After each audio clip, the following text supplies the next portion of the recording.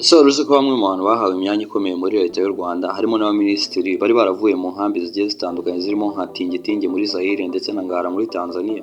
Perezida Paul Kagame yavuze ko igihugu cyatanze amahirwe yo kongera kubaho ndetse no kubaka u Rwanda rushya, ariko bamwe muri bo bakaza kuza guhinduka bakaba ibikoresho by'abantu bari hanze babashukishaga ko bashobora gufata ubutegetsi cyangwa se bashobora no kuzaba perezida bagakoraho ubutegetsi buriho.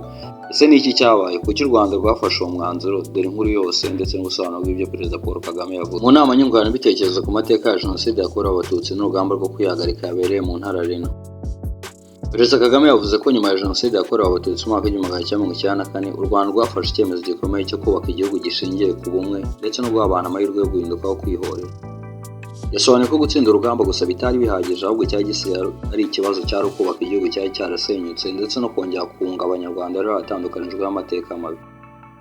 Yavuze ko muri urwo rugendo igihugu cyagariye abantu benshi bari barahunze, bari bari mu nkambi zigiye zitandukanye nka Tingitingi muri Zaire ariyo Kongo y'ubu ndetse n'Izangara muri Tanzania. Muri izo nkambi habagaho impunzi zisanzwe, ariko hari n'abahoze bari mu ngabo za Habyarimana bari barahungiyeho zari zizwi ku izina ry'aba-Exfar, ndetse ngo hakaba hariyo n'interahamwe zari zagize uruhare muri Jenoside yakorewe Abatutsi. Perezida Kagame yavuze ko nubwo bamwe muri abo bantu bakekwagaho ibyaha cyangwa bari bafite amateka atarasobanutse, igihugu cyafashe icyemezo cyo kubaha amahirwe mashya yo kubaho mu Rwanda rushya. Yagize ati "Twagiye tugerageza kubagarura ngo babe bamwe muri twe. Bamwe bava za Tingitingi, abandi bava za Ngara ndetse n'ahandi, twabazana bakajya muri twe, bakaba ba minisitiri, bakajya mu nzego z'ubuyobozi zigiye zitandukanye."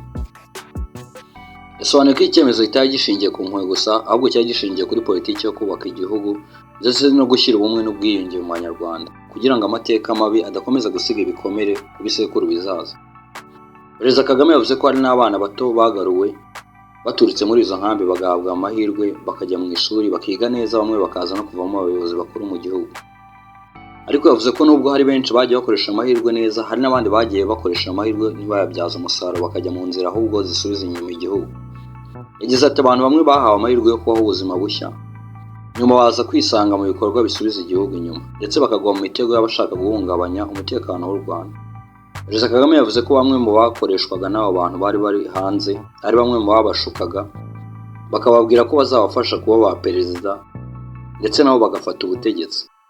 Aha niho yavuze amagambo yakuriye impaka agira ati "Aba bose mureba, bamwe baba hanze abitwa ba Kayumba bapfuye, ba Karegeya, abitwa ba Rudasingwa, harimo n'abandi benshi bari abacuruzi.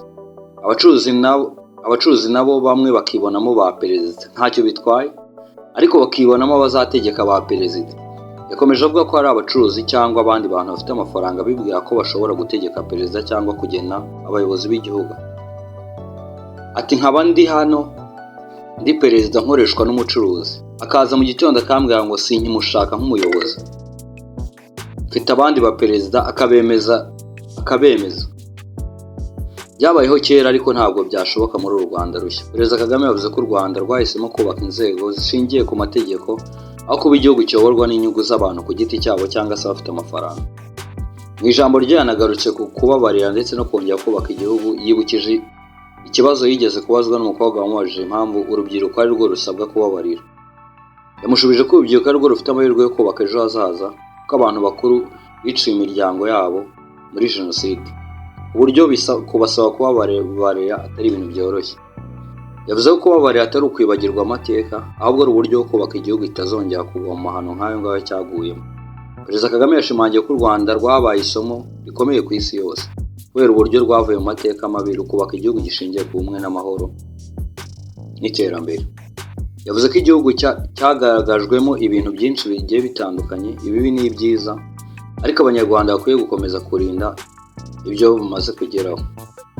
Perezida Kagame yagaragaje ko amahirwe igihugu cyahaye abantu bose, hari n'abavuye mu nkambi z'impunzi, yari agamije kubaka u Rwanda rwunze ubumwe.